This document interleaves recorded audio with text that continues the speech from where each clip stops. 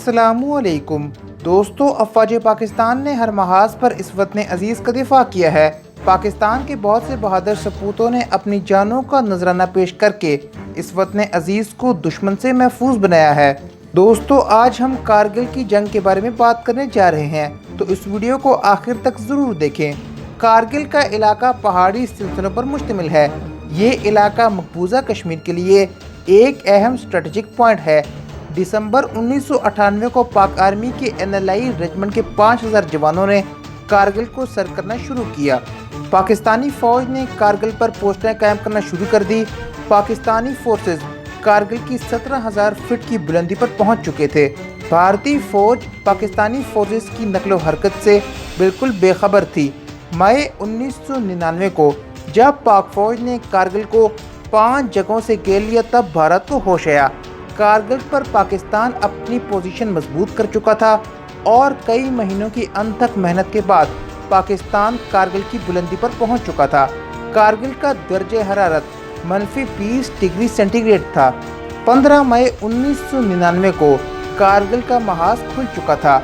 जंग की शुरुआत ही से दुश्मन को पसपाई इख्तियार करनी पड़ी। भारत कारगिल के महाज पर अपने 30,000 फौजियों के साथ मैदान में आया। भारत के सिपाही पै दर पै कत्ल हो रहे थे। सिपाहियों की पसपाई के बाद भारत अपनी एयरफोर्स को भी मैदान में ले आया था, लेकिन भारत को इस बार भी मुंह की खानी पड़ी।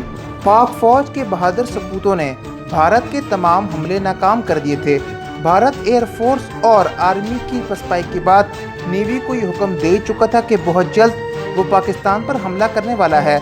भारतीय वज़ीर आज़म बार बार पाकिस्तान को एटमी जंग की धमकी दे रहे थे, लेकिन पाक फौज का ये साफ जवाब था कि अगर पाकिस्तान के खिलाफ आपने जौहरी हथियार इस्तेमाल किए तो आपको इसका बहुत बड़ा नुकसान उठाना पड़ेगा।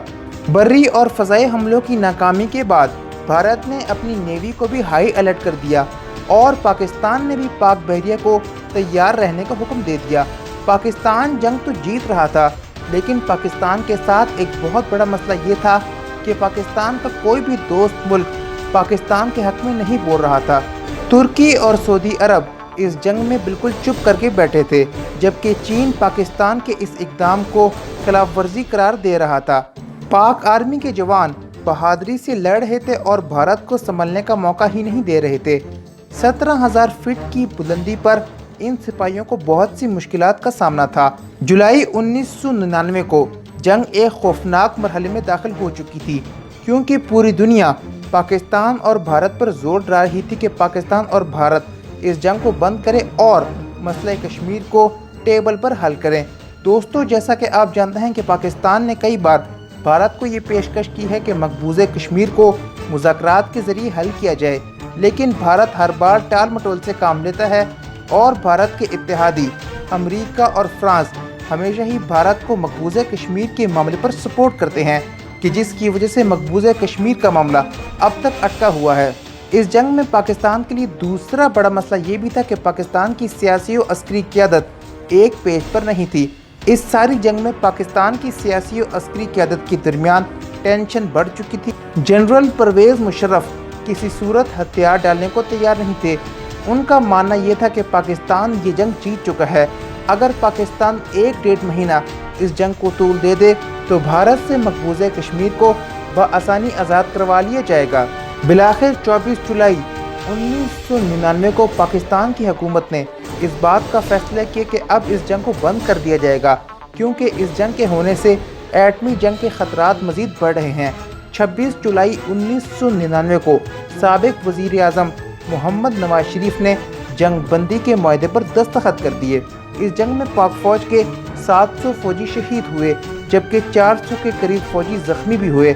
इसके मुकाबले में भारत के 1600 फ़ौजी हलाक हुए और अनगिनत फ़ौजी ज़ख्मी हुए। दोस्तों, ये जंग पाकिस्तान जीत चुका था, लेकिन सियासी और अस्करी क़यादत के बीच में लड़ाई की वजह से और पाकिस्तान के दोस्तों के साथ न देने की वजह से पाकिस्तान को इस जंग में पसपाई हुई। यकीनन कारगिल एक ऐसा महाज था कि जो भारत को आज भी याद है। भारतीय फ़ौज के जनरल का ये मानना है कि पाकिस्तान कारगिल की जंग जीत चुका था, लेकिन अब भी पाकिस्तान में कुछ फसादी लिबरल्स इस जंग को भारत की फतह करार देते हैं। दोस्तों, मैं उम्मीद करता हूँ कि आपको मेरी वीडियो पसंद आई होगी। اس ویڈیو کو لائک کریں، شیئر کریں، چینل کو سبسکرائب کریں۔ ملتا ہوں آپ سے نیکسٹ ویڈیو میں، تب تک کے لیے اللہ حافظ۔